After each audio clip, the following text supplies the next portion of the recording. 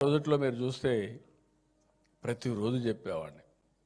తెల్లవారితో 6 గంటలకు నిద్రలేసి ముఖ్యమంత్రిగా tour programme వేసుకునేవాడిని. దగ్గర దగ్గర 75 సార్లు సిటీ తిరిగా.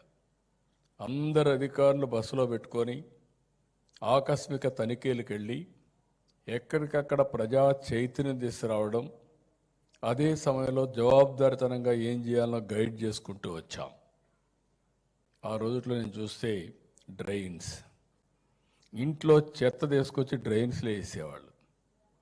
ఆ డ్రైన్స్లో వేసిన చెత్త వల్ల ఎక్కడికక్కడ బ్లాక్ అయిపోయి వర్షాలు పడితే మొత్తం అంతా కూడా మురికి నీరు ఎండలేక వచ్చేటివి. అవి చూసినప్పుడు నేను కొన్ని దిక్కలకి ఇప్పటికి కూడా జ్ఞాపకం, మెషలు కట్టించా చెత్త ఏనీయకుండా. అదే మాదిరిగా హైదరాబాద్లో ఆ రోజు పరిశుభ్రంగా ఉండాలంటే రోడ్లకి మార్జిన్స్ అన్నీ కూడా పెట్టి పెయింట్లు కూడా వేసి, నేను ఎక్కడికి పోయినా తిరిగి హైదరాబాద్కి వస్తే ఆ సిటీని చూసి నేను గర్వపడేవాడిని. ఆ విధంగా అభివృద్ధి చేశాం కాబట్టి హైదరాబాద్ ఈరోజు నెంబర్ 1 సిటీగా తయారైందని చెప్పి మీ అందరికీ తెలియజేస్తున్నా. ఇంకొక పక్కన